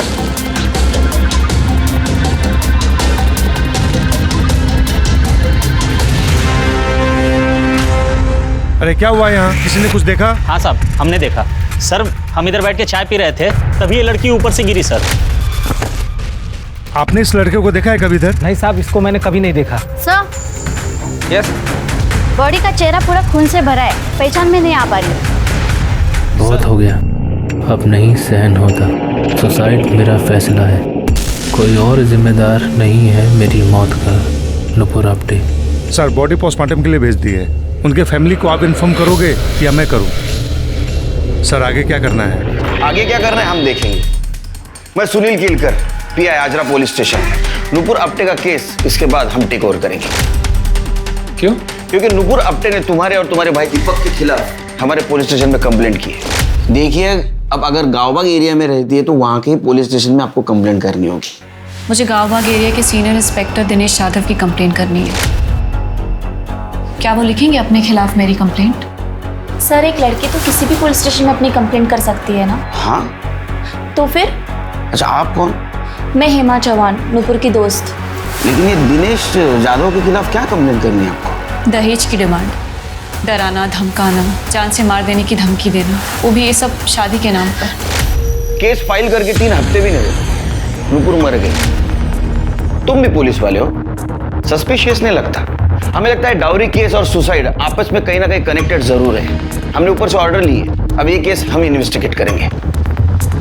और आप लोग मुझे सस्पेक्ट समझ रहे हैं? पहले केस तुम्हारे खिलाफ था, अब ये सुसाइड ड्यूटी है, प्रोसेस है, करना तो पड़ेगा ही। तो सुसाइड नोट, पेपर्स और सारे एविडेंस हमें हैंड ओवर कर दो। चिरके। मोरे। Yes sir. जो भी मिला है इन्हें दे दो। ये सर।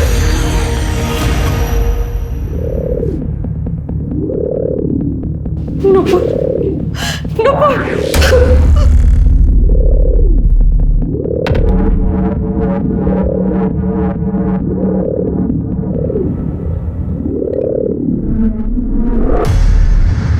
दिनेश को नुपुर के बारे में सब कुछ पता था। जो भी उसके साथ हुआ, हम लोग बहुत खुश थे कि इतना अच्छा रिश्ता आया है। सब कुछ जानते हुए भी दिनेश ने सामने से रिश्ता भेजा था। कोर्ट मैरिज बोल के हमने नूपुर को भी हाँ करवा ली थी। फिर दिनेश का भाई दीपक आया और दिनेश का असली चेहरा भी तभी सामने आया। 15 लाख और कार मांगी थी उन लोगों ने, वो भी शादी से पहले। पैसे तो मैंने दे दिए एफडी तोड़ के, पर कार शादी के बाद देने के लिए बोला था। नूपुर क्या हुआ? तुम यहाँ ऐसे? सब ठीक तो है? वही तो मैं तुमसे पूछने आई हूँ, आखिर प्रॉब्लम क्या है? तुमने 2 बार मिलना कैंसिल कर दिया, मेरा फोन नहीं उठा रहे, मेरे मैसेजेस का जवाब नहीं दे रहे। कोई गलती हो गई क्या मुझसे? नहीं नूपुर, तुम गलत नहीं हो। नूपुर, गलत मैं हूँ, मेरा पूरा परिवार है। मेरे परिवार वालों को और दहेज चाहिए। मेरी समझ में नहीं आ रहा है, मुझे कैसे समझाऊं। कल आई से मेरा झगड़ा भी हुआ था। आई कहती हैं कि अगर वो मेरी शादी करवाएंगी तो अपने मन से करवाएंगी, वरना शादी पे नहीं आएंगी। नूपुर, मेरी समझ में नहीं आ रहा मैं क्या करूं, तुमसे क्या कहूं? फिर मैं और नूपुर दिनेश की फैमिली से मिलने गए। अरे ऐसी क्या डिमांड की है हमने? मेरा बेटा सीनियर पुलिस इंस्पेक्टर है, किसी भी घर से आज उसे अच्छी से अच्छी, सुंदर से सुंदर लड़की मिल सकती है, बिना मांगे हमें दहेज मिल सकता है। तर मग तुम्ही माझ्या मुलासाठी एवढं पण नाही करू शकत? देखिए प्रतिभा जी, हम मिडिल क्लास लोग हैं। मेरे पति की जॉब चली गई है, बेटे का बिजनेस ठप है, और वैसे भी आप लोगों ने पहले ही जितना मांगा था उतना ही कर पाना हमारे लिए मुश्किल था, और अब और ज्यादा। भाई मैंने तो पहले ही कहा था कि लड़की ठीक नहीं है। वो तो मैं गांव गया हुआ था जब दिनेश ने ये सब कर लिया। ऐसा क्या हुआ था नूपुर के साथ? रेप हुआ था मेरे नूपुर के साथ। उसने कंप्लेंट क्यों नहीं की? आप लोगों ने कंप्लेंट क्यों नहीं की? किया था साहब, सब किया था। फिर कोई फायदा नहीं हुआ साहब।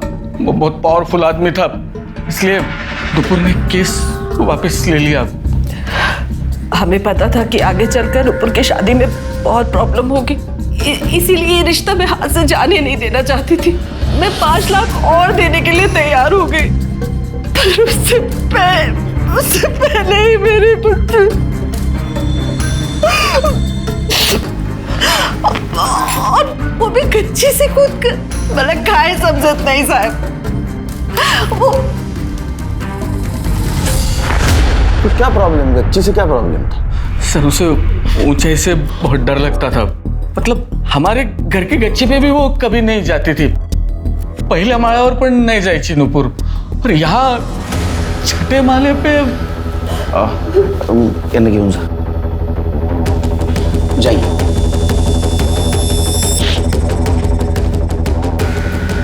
शिर्के, ये नूपुर को ऊंचाई से डर लगता था, तो उसने गच्ची से कूदकर जार क्यों दी? कोई दूसरा तरीका भी ढूंढ लेती। या सर ये भी हो सकता है कि किसी ने नूपुर को मजबूर किया हो। सर सोशल मीडिया पे बड़ी बड़ी बातें लिखना एक बात है, लेकिन सचमुच रेप विक्टिम से शादी करना दूसरी बात है। सर मुझे तो उस नेता पर लगाया हुआ रेप केस भी फ्रॉड लग रहा है। सर मैं बस इसीलिए नहीं चाहता था कि मेरी भाई की शादी उससे हो। सर आपने तो देख लिया, उसने कंप्लेंट कर ही दी। सर आदत है उसकी। तो आपने नूपुर की फैमिली से दहेज नहीं मांगा था, जैसे कि उन्होंने कंप्लेंट की है? मेरी आई बस इतना चाहती थी कि मेरी शादी धूमधाम से हो, लेकिन नूपुर चाहती थी हमारी शादी सिंपल तरीके से हो जाए। सर हर माँ की ख्वाहिश होती है कि उसके बेटे की शादी अच्छे से हो जाए, लेकिन मैं नूपुर और उनके परिवार के हालातों से वाकिफ था, इसलिए मैंने कहा कि जितना तुम अफोर्ड कर सको वैसे करते हैं। और मैंने शादी दहेज के लिए नहीं की। दहेज के लिए तो मैं किसी से भी शादी कर सकता था। नूपुर से शादी मैं प्यार के लिए कर रहा था, दहेज के लिए नहीं। अरे आप लोगों को तो मेरे बेटे को मेडल देना चाहिए था, मेडल, जिसने ऐसी लड़की को अपनाया, जिसके साथ रेप हुआ था। नेता को ब्लैकमेल करने के लिए उस पर केस चल रहा था। अरे 7 जन्म भी मेरे बेटे जैसा उसको पति नहीं मिलता था।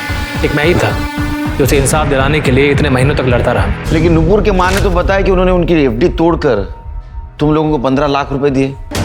पेपर्स भी है उनके पास। उनकी माँ ने मुझे पैसे देने के लिए एफडी तोड़ी थी या अपने नालायक बेटे हर्ष को पैसे देने के लिए तोड़ी थी? हर्ष? हर्ष का क्या? आप भी पुलिस इंस्पेक्टर हैं, पता लगा सकते हैं। ये प्रॉब्लम तो आने वाली थी शिर्के, पता था मुझे। अरे वो भी पुलिस वाला है, तो उसे भी कानून के बारे में पता है। हाँ सर वो तो है, बट फिलहाल अभी करना क्या है? उसके ऊपर ध्यान रखो, फैमिली के ऊपर। ये फैमिली बहुत चालू दिखती है, खास करके उसका भाई। शिर्के, इस केस को समझने के लिए क्राइम सीन को फिर से समझना होगा। एक काम करो, इस नूपुर की हाइट और बॉडी की एक डमी करवाओ। ठीक है सर। आज नीलम कमर्शियल कॉम्प्लेक्स से कूदकर एक लड़की ने सुसाइड कर लिया। आपको बता दें कि ये लड़की खुद भी एक जर्नलिस्ट रह चुकी है और ये वही लड़की है जो 6 महीने पहले सुर्खियों में बनी हुई थी, नुपुर आप्टे। नुपुर आप्टे ने 6 महीने पहले प्रफुल्ल वैद्य पर रेप का इल्जाम लगाया था। उसके बाद प्रफुल्ल वैद्य ने नुपुर आप्टे पर काउंटर ब्लैकमेलिंग का केस किया, जिसके पश्चात नुपुर आप्टे ने अपना रेप केस वापस ले लिया। कहीं नुपुर आप्टे ने सिस्टम से परेशान होकर अपनी जान तो नहीं ले ली?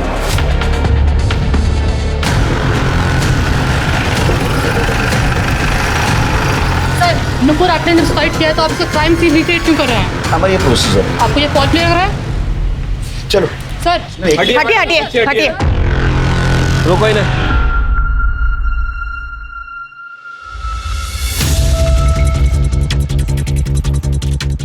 ये फोटो देख रहे हो, इसमें नूपुर का चेहरा जमीन की तरफ, और जनरली ऐसे खुदकुशी के बाद ही होता है। एक काम करो शेर, जो हमने लोगों ने डमी बनवाई वो ऊपर से फेंको, और इस तरह से फेंको जैसे आदमी खुद कूदता है। ठीक है।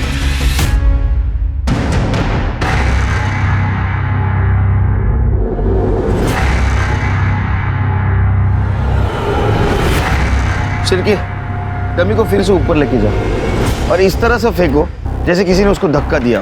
मुंह तुम्हारी तरफ होना चाहिए।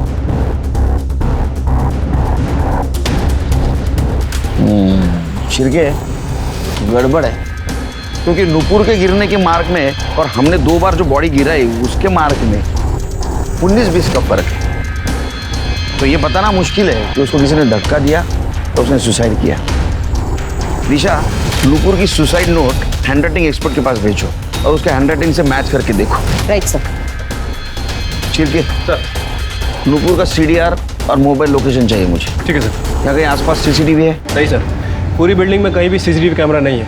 इनफैक्ट सिक्योरिटी गार्ड ने भी नूपुर को पहली बार ही देखा था। तो नूपुर यहाँ क्या करने आई थी? हेमा को बोला। सर नुपुर तो एक फाइटर थी, किसी से भी जाकर भिड़ जाती थी बिना डरे। बस वो केस के बाद वो चुप सी हो गई थी। उस रेप केस के बाद? हाँ, बेचारी ने बहुत सहा। फिर उसके लाइफ में दिनेश आया, उसने उसे शादी के लिए प्रपोज किया। उसको दिनेश में सब अच्छा लगने लगा था। सबको ये लगने लगा कि नुपुर की लाइफ ट्रैक पर आ गई है, पर दिनेश भी कमी ना निकला। कोर्ट मैरिज के नाम पे डॉरी की डिमांड करने लगा। तो तुम्हें क्या लगता है इस केस की वजह से उसने सुसाइड की? नहीं सर, बिल्कुल नहीं। नुपुर तो बहुत स्ट्रांग थी। तो इतने बड़े पावरफुल नेता के खिलाफ रेप का केस फाइल किया था। नेता के लगाए हुए काउंटर ब्लैकमेल केस को भी लड़ा उसने। मीडिया अटेंशन, दुनिया भर की गालियाँ, सब सहा। सर मुझे नहीं लगता नुपुर सुसाइड कर सकती है। तो दिनेश के अलावा कौन उसको तकलीफ दे सकता है? प्रशांत काड़े, वही उसके पीछे पड़ा था। नुपुर का बॉस था वो। नुपुर ने उसे मना किया तो उसने नुपुर को जॉब से निकलवा दिया। तुम्हें तो पता है मैं तुमसे कितना प्यार करता हूँ। प्लीज तुम मेरी बात सर, आई एम एंगेज्ड। आपको तो पता ही है। तो क्या हुआ? तोड़ दो सगाई। What's the big deal? Are you mad? Please leave me alone. Nupur. Hello, coming sir. Yes sir. ये तुम्हारे आईडी से ईमेल भेजा है ना? तुम पहले यहाँ काम करती थी ना? यस सर, मैं पहले इसी कंपनी में जॉब करती थी, लेकिन सर ये मेल मैंने नहीं किया है। तुमने नहीं किया तो तुम्हारे आईडी से मेल कैसे गया? झूठ बोलती हो। राइवल कंपनी को डेटा भेजा तुमने। You are fired. निकलो अभी कभी यहाँ से। लीव।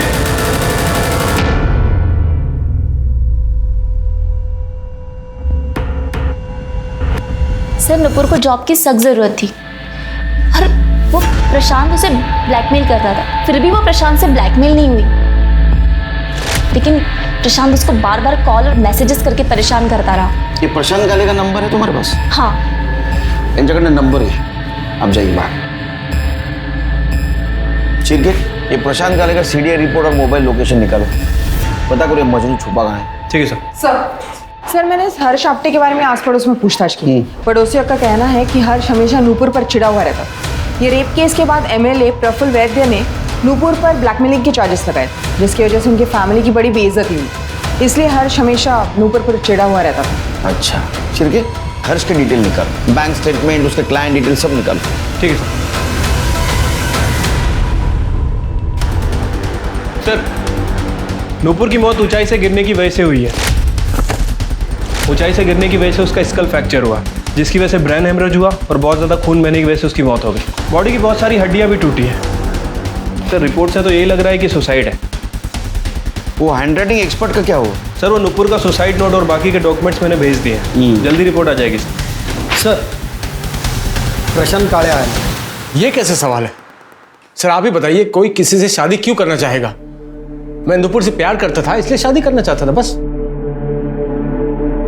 लड़की ना बोले किसी और से सगाई कर ले, फिर भी तेरा प्यार कंटिन्यू। नौकरी से निकलवा दिया, फिर भी उसके पीछे पड़ा था। सर ये प्यार जो है ना, ये देख के नहीं होता सर। हाँ ये सच है कि मैं नूपुर के पीछे पड़ा था क्योंकि मैं उसको शादी के लिए मनाना चाहता था और मैंने उसको जॉब से नहीं निकलवाया सर। वो जॉब पे थी तो मेरे पास थी। मैं क्यों चाहूंगा कि वो ऑफिस से और मुझसे दूर हो जाए?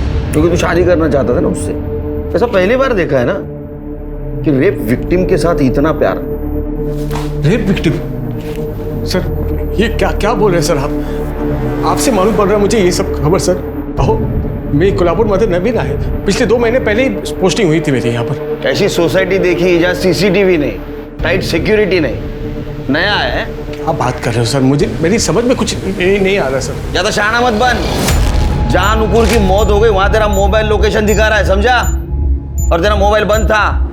क्यों? देखिए सर मैं बता दूं, मैंने कुछ नहीं किया है। मुझे तो ये भी नहीं मालूम था कि नूपुर वहां थी उस वक्त। मैं अपने क्लाइंट सागर एसोसिएट से मिलने गया था सर। आप चाहिए तो चेक कर लीजिए ना, एड्रेस पता कर लीजिए मैं था कि नहीं। मोबाइल क्यों बंद किया था फिर? सर मोबाइल बंद नहीं था सर, साइलेंट करना था पर गलती से ऑफ हो गया। और मुझे तो नूपुर जो की सुसाइड जो है ना, वो घर पर आने के बाद मुझे मालूम पड़ा उस दिन रात को। फिर तुम्हें नहीं लगता झूठ की लेवल जरा बड़ी है? सर हैंडराइटिंग एनालिसिस हो गया, नूपुर ने वो सुसाइड लेटर नहीं लिखा। मतलब नूपुर ने आत्महत्या नहीं की, उसका मर्डर हुआ है। एक काम करो दिशा, जितने भी सस्पेक्ट है सबका हैंडराइटिंग मैच करके देखो। और काले, अगर तेरी बात झूठ निकली तो इतना मारूंगा पूरा थोबड़ा काला नीला हो जाएगा। कर दे, क्यों जाए ना। और सबसे पहले इसकी हैंडराइटिंग चेक करो। चल शिरके, ये नूपुर के मर्डर का उसके पास से क्या कनेक्शन है ढूंढना होगा। उसकी पुरानी वाली केस फिर से अच्छी तरह से स्टडी करनी होगी। पता करना होगा आखिर उस प्रफुल्ल वैद्य और नूपुर के बीच में क्या हुआ था।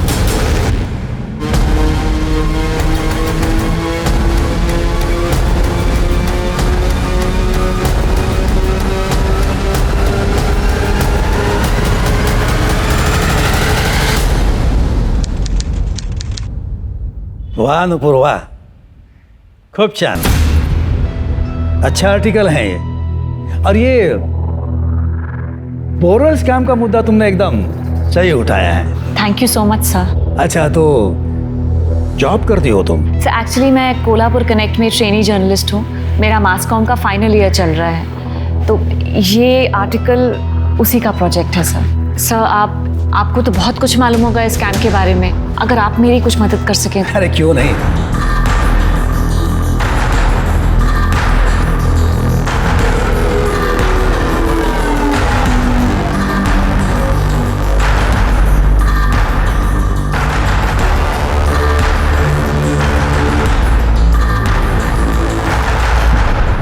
मैंने पहले ही कहा था, रूलिंग पार्टी में बहुत करप्शन है। अगली बार वोट हमारी पार्टी को ही देना।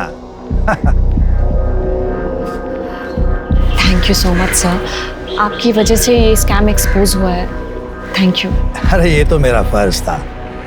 नूपुर, मैं तुम्हारे लिए और भी कुछ करना चाहता हूँ। किसी खास आदमी से मिलवाना चाहता हूँ।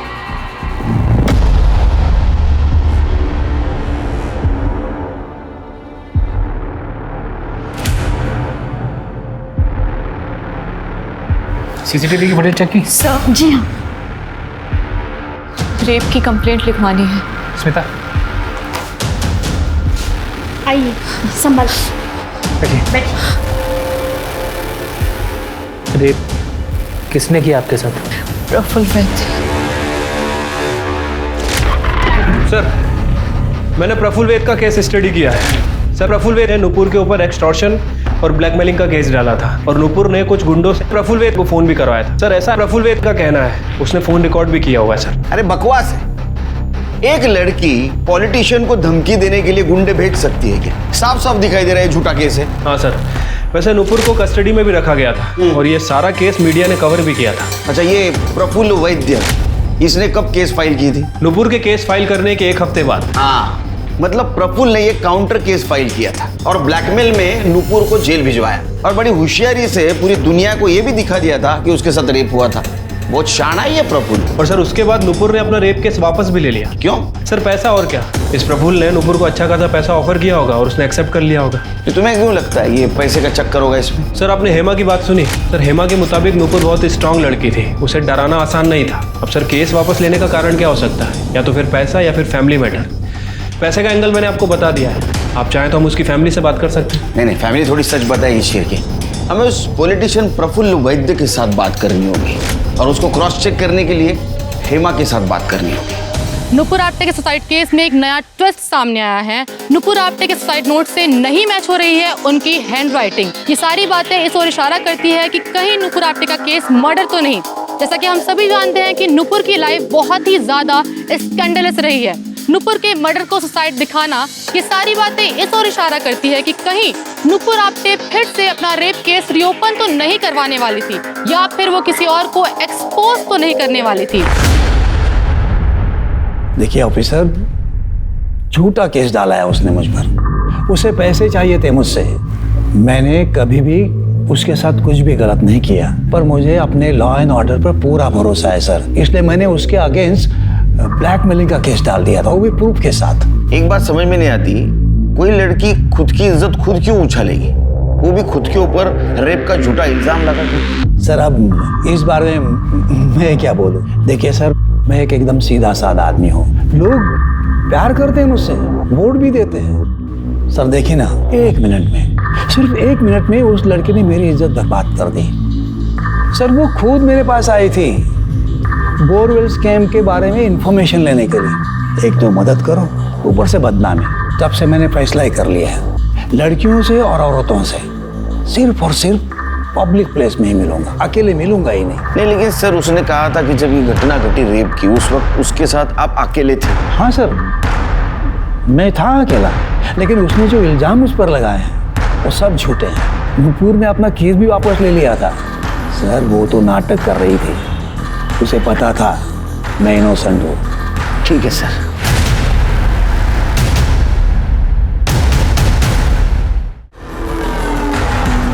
Sir, Nupur Apte suicide case में आपका क्या इन्वॉल्वमेंट था? क्या वो सुसाइड नोट फेक है? Was it a murder? No comments. Sir, कुछ तो बताइए, आप सच्चाई छुपाने की कोशिश कर रहे हैं। सर, वो नेता एक नंबर का झूठा इंसान है। उसने नुपुर की इज्जत ही खराब नहीं की, बल्कि उसका नाम भी खराब कर दिया। सर, नुपुर ये केस कभी वापस नहीं लेती, पर उसे बुरी तरह फंसाया गया था। किसने? नुपुर के लॉयर नरेश कामत ने। सर, वो खुद चलकर आया था नुपुर के पास उसका केस हैंडल करने, pro bono, free of charges. Free में? और आपको मेरा केस क्यों लड़ना है? इसमें तुम्हारा नहीं, मेरा भी फायदा है। और जब मुझे पता चला ना तुमने इतने पावरफुल आदमी के अगेंस्ट केस फाइल किया है, मुझे बड़ी खुशी हुई। मैंने अपनी जिंदगी में छोटे मोटे केस लड़े हैं, इतना हाई प्रोफाइल केस में अपने हाथ से जाने नहीं देता। अब सोच लो, तो दोनों का फायदा। ठीक है सर, नरेश ने पहले बहुत अच्छे से हैंडल किया, पेपर वर्क सब। उसके बाद धीरे धीरे कोर्ट की डेट आती ही उसने नुपुर से पैसे मांगना शुरू किया। नुपुर पैसे नहीं दे पाई तो नरेश ने केस को ही छोड़ दिया। कोर्ट की डेट कैंसिल हो गई। नुपुर का तो केस स्टार्ट होने से पहले ही वीक हो गया।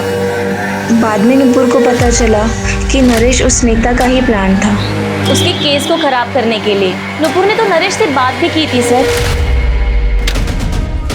तुमने खुद मुझसे मेरा केस मांगा था और बीच में हियरिंग वाले दिन गायब हो गए। कुछ फैमिली प्रॉब्लम थी इसलिए नहीं आ पाई। Shut up. मुझे पता है कि तुमने ये सब वो प्रफुल्ल के कहने पर किया है। तुम्हें तो मैं डिसबार करा दूंगी, देखना तुम। ट्राई कर लो, कोर्ट बिना सबूत के खड़ा भी नहीं करता है। सर, नुपुर बहुत गुस्सा थी। वो नरेश के खिलाफ सबूत ढूंढने की कोशिश कर रही थी। फिर कहीं से उसे रुपेश सिद्धवानी के बारे में पता चला। वो बहुत बड़ा बिजनेसमैन है। वो प्रफुल्ल वैद्य को फाइनेंस करता था। सर उसी ने नरेश को हायर किया था। फिर नुपुर ने कहीं से एड्रेस निकाला और उसने मिलने गई थी। हाँ, मेरे पास पक्का प्रूफ है। मुझे प्रफुल्ल ने ही कहा था नरेश को पैसा देने के लिए। मैंने पैसा उसको दिया भी, लेकिन प्रफुल्ल ने मेरे साथ क्या किया, मुझे नगर सेवक का टिकट दिलवाने के बहाने मेरे साथ धोखा किया। दोनों के दोनों चोर हैं साले। देखिए प्रफुल्ल ने हम दोनों के साथ बहुत गलत किया है। अगर आप कोर्ट में उसके खिलाफ गवाही देंगे तो हम दोनों का बदला पूरा हो जाएगा।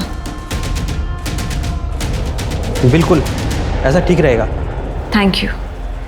और नरेश की तरह रुपेश भी कोर्ट तक नहीं पहुंचा होगा। जी सर, वो तो कभी कोर्ट आया ही नहीं। उसके बाद तो वो जैसे गायब ही हो गया। नुपुर ने उसे ढूंढने की बहुत कोशिश की। फिर उसकी फैमिली और मीडिया, इन सब से वो थक चुकी थी। सुरेखा आंटी के अलावा और कोई उसके साथ नहीं था। और उसका भाई? सर हर्ष तो पहले से इस केस फाइल करने के अगेंस्ट था कि इतने बड़े आदमी से क्यों पंगा लेना, और उसकी फैमिली इस कानूनी लड़ाई से परेशान हो चुकी थी। फाइनली नुपुर ने केस वापस ले लिया। पुलिस भी जान के हैरान थी कि नुपुर ने छोटी सी उम्र में क्या कुछ सहा है। धोखे और बदनामी में लिपटी थी नुपुर की मौत की पहेली, और रूपेश सिद्धवानी इस केस की सबसे बड़ी कड़ी बन सकता था। लेकिन पुलिस को इन्वेस्टिगेशन में पता लगा कि रूपेश की कार एक्सीडेंट में मौत हो गई थी, वो भी 5 महीने पहले नुपुर से मिलने के ठीक बाद। अब ये एक्सीडेंट था या कुछ और, कोई बता नहीं सकता। अब पुलिस का शक प्रफुल्ल पर और गहरा हो गया था, क्योंकि उसके पास पावर और पैसा दोनों थे ऐसी घटनाओं को अंजाम देने के लिए। पुलिस ने नुपुर के कॉल एंड लोकेशन डिटेल्स मंगवाए, क्राइम सीन का डंप डेटा मंगवाया, और उनके हाथ एक ऐसी कड़ी लगी जिसकी उन्हें उम्मीद भी नहीं थी। सर हेमा चौहान का फोन कल शाम से बंद है और उसका लास्ट लोकेशन सतारा का है। और सर ये हर्ष आप्टे, ये भी सतारा में है और उसका फोन भी कल शाम से बंद है। Same location, same time. कुछ फोन रिकॉर्ड से पता चला इनका अफेयर है? नहीं सर, लेकिन मुझे लगता है नुपुर को इनके अफेयर के बारे में पता चला, इसलिए उन्होंने इसको नुपुर को मार दिया। बेस्ट फ्रेंड और भाई का affair. Chirke sir, Satara sir, Hema का फोन स्विच ऑन हुआ है, उसका लोकेशन ट्रेस कर सकते हैं। गुड, रास्ता बताती रहना।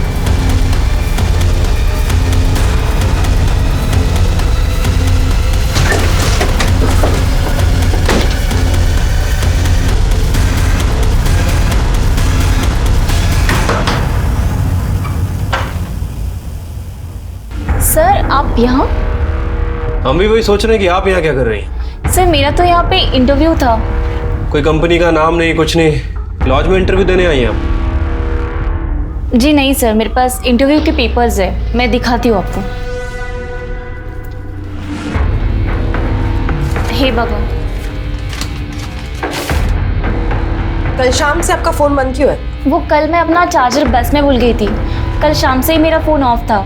आज सुबह नया चार्जर लेके फ़ोन ऑन किया है। पर बात क्या है? बात का छोड़िए, ये बताइए हर्ष आप्टे कहाँ है? सर वो तो अपने घर पे होगा। लेकिन उसका फोन लोकेशन तो सतारा का है, इसी एरिया का। क्या? सर मेरी तो बात भी नहीं होती उससे। नुपुर के जाने के बाद तो बिल्कुल भी नहीं। सर लगता है ये हेमा सच बोल रही है, उसका हर्ष का कोई लेना देना नहीं लगता। तो हर्ष सातारा में क्या कर रहा है? वो भी उसी दिन जिस दिन हेमा सातारा में थी। सर ये हर्ष का फोन अभी भी बंद है। क्या हुआ तुम्हारे साथ? दत्ता जयवंत और उसके गुंडों ने मारा। बिजनेस में बहुत लॉस हुआ था मुझे। नुपुर के चक्कर में आई बाबा की सारी सेविंग्स भी खत्म हो गई थी। वाइफ के दूर के रिश्तेदार दत्ता, उनसे पैसे उधार लिए थे। बहुत टाइम हो गया था, मेरे पास पैसे ही नहीं थे और दत्ता मुझसे पैसे मांगने लगा। इसलिए मैंने दिनेश से हेल्प मांगी। दिनेश जाधव से? हो सर। दिनेश तुम्हें आई ने 15 लाख रुपए दिए और अब शादी भी टूट गई है। देखो मुझे 6 लाख की बहुत जरूरत है। दत्ता बहुत डेंजरस आदमी है, कम से कम उसका इंटरेस्ट तो चुका दूंगा। हर्ष मैं तुम्हें 5 लाख रुपए दे सकता हूँ, लेकिन इसके लिए तुम्हें अपनी बहन को बोलना पड़ेगा उसने मेरे और मेरे परिवार के खिलाफ जो केस फाइल किया है उसे वापस लेना होगा। प्लीज मैं तुम्हारे हाथ जोड़ता हूँ, केस वापस लो। देखो मेरा फ्यूचर तुम्हारे हाथ में है। तुमने केस वापस नहीं लिया तो दिनेश मुझे पैसे नहीं देगा। बहन का कुछ तो फर्ज निभाओ प्लीज। ठीक है दादा। और हाँ, आई बाबा को कुछ मत बताना। वैसे भी बहुत टेंशन में रहते हैं तुम्हारे कारण. त्याच्यानंतर काय झालं? दिनेश को मैंने बोला कि नुपुर रेडी है. दिनेश का भाई दीपक, उसने कहा कि नुपुर से मिलकर मैं पैसे दूंगा उसे. नुपुर ने दूसरे दिन ही सुसाइड कर लिया. मुझे तो पैसे मिले ही नहीं. दत्ता के आदमियों ने परसों शाम को मुझे कोल्हापुर से उठाया, यहाँ सतारा लेके आए. बहुत मारा सर. मेरा मोबाइल भी तोड़ दिया. प्रिया ने कैसे तो दत्ता को समझाया. प्रिया के बाबा ने ही सारे पैसे लौटाए, तब जाके मुझे छोड़ा. अरे सचवान, उस दिन मिला था ना तू नुपुर से? हाँ सर, मैं और नुपुर उस बिल्डिंग के टेरेस पे मिले थे, क्योंकि मैं उससे किसी पब्लिक प्लेस में नहीं मिलना चाहता था. मुझे राइटिंग में दे कि तू केस वापस लेगी और हमें दोबारा तंग नहीं करेगी.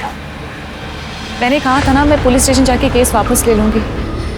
आप मेरे पैसे वापस देने आए हो ना, पैसे वापस दो और जाओ. ऐसा नहीं चलना, मुझे तेरे ऊपर भरोसा ही नहीं है. हमने 15 लाख रुपए दे दिए भरोसा करके, अब हमें हमारे पैसे ही वापस देने में आपको भरोसा चाहिए. देख, जरूरत तेरी है, मुझे राइटिंग में दे, नहीं तो पैसा नहीं मिलेगा. तो मत दो. अभी 2-3 दिन में हजारा पुलिस केस इन्वेस्टिगेट करेगी, तब हमें हमारे 15 लाख रुपए भी मिल जाएंगे. और तुम लोगों को दहेज के लिए जेल जाना पड़ेगा, वो अलग. देखना, तेरा ईगो तेरे ऊपर बहुत भारी पड़ेगा. खूब जास्त बोलतेस तू. अगर दिमाग ठिकाने में आ जाए तो राइटिंग में दे देना और पैसा लेकर जाना. सर, उसने मेरा दिमाग खराब कर दिया था, इसलिए मैं गुस्से में आकर वहां से निकल गया. सर, और नुपुर ने सुसाइड कर लिया, ये तो मुझे दिनेश ने बताया. धक्का दिया ना तूने उसको? नहीं हुआ सर, वो जिंदा थी जब मैं वहां से निकला. बेवकूफ समझता है हमको? टेरेस पे क्यों मिलने गया? घर पे बुलाता था ना उसको. छिरके, जब तक सच नहीं बोलता मारते रहो इसको. सर, मैंने कुछ नहीं किया. भरोसा कुछ नहीं. दीपक के हिसाब से वो नुपुर को वहां छोड़कर चला गया था, लेकिन उसका क्राइम सीन पर होना ही उसे सबसे बड़ा सस्पेक्ट बना रहा था. पर जैसे ही डंप डेटा आया, केस का रुख ही पलट गया. पुलिस को एक अननोन नंबर मिला जिसकी लोकेशन नुपुर के घर से टेरेस तक और टेरेस से नुपुर के घर तक ट्रेस की गई. पर ये नंबर ना तो पुलिस के रिकॉर्ड्स में था, ना नुपुर के कॉल रिकॉर्ड्स में. तो किसका था ये अनजान नंबर? आखिर कौन था उस वक्त नुपुर के साथ? हेलो हेलो हेलो, आवाज इतने कौन बोल रहा है? हेलो हेलो, आवाज इतने आएगी. आवाज आएगी. चल. काय झालं? हाँ, इन्हें कहाँ ले जा रहे? सुनिए तो, हर्ष हर्ष कहाँ ले जा रहे इन्हें? तेरा ही नंबर था ना वो? हाँ हो साहब. तो बोल. मेरी जॉब चली गई ना, ये ऑफिस का नंबर था तो वो बंद कर दिया. तो नुपुर ने दूसरा नंबर दिया मुझे, वो यूज करता था, पर उसका क्या है सर, नेटवर्क चला जाता था, इसलिए बन फिर आज ये चालू करवा दिया. तो उस दिन नुपुर के साथ तू ही गया था ना दीपक से मिलने ऊपर टेरेस पे? हाँ, तू ही गया था ना? क्या हुआ बोल? गया था. वो नुपुर को ऊंचाई से डर लगता था ना, इसलिए वो साथ चलने को बोली थी, इसलिए मैं गया. वो दीपक पैसे दिए भी नहीं चला गया, क्योंकि नुपुर ने उसे लिख के देने से इनकार किया ना सर. उसके बाद सर मुझे बहुत गुस्सा आया, नुपुर को डांटने में गया.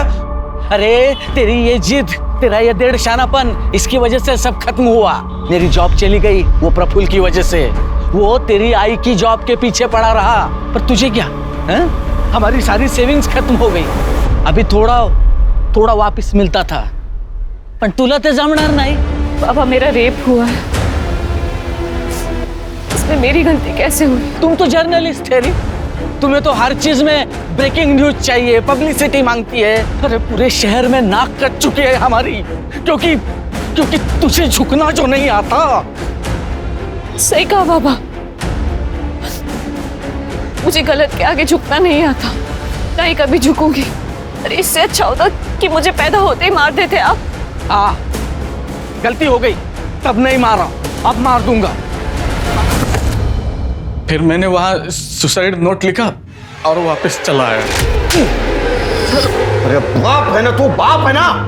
हाँ, शिरके, चार्जशीट दाखिल करो. सर क्या साथ दिया है एक बाप ने एक बेटी का? नुपुर के कई दुश्मन थे और वो उन सब से लगातार लड़ रही थी, लेकिन अगर आपका परिवार ही आपका दुश्मन बन जाए तो आप किससे लड़ेंगे, किससे जीतेंगे? भावनाओं में कभी अंधे मत होइए. सिर्फ बाहर वालों से ही नहीं, घर वालों से भी सतर्क रहिए. अजीत को नुपुर के मर्डर के इल्जाम में गिरफ्तार किया गया, दिनेश और उसके परिवार पर दहेज और मानसिक उत्पीड़न का केस लगा। वहीं एमएलए प्रफुल्ल पर लगा रेप केस रीओपन किया गया। मैं इस बात की आशा करती हूँ कि मरने के बाद ही सही नुपुर को इंसाफ मिले। तो चलिए अब मैं दिव्यांका त्रिपाठी दहिया लेती हूँ आपसे विदा। देखते रहिए क्राइम पेट्रोल, सतर्क, विमेन अगेंस्ट क्राइम। एक औरत पे वार, अब हर औरत का भार। जय हिंद। इस तरह के और भी एपिसोड देखने के लिए हमारे चैनल को सब्सक्राइब करें और बेल आइकन दबाना ना भूलें।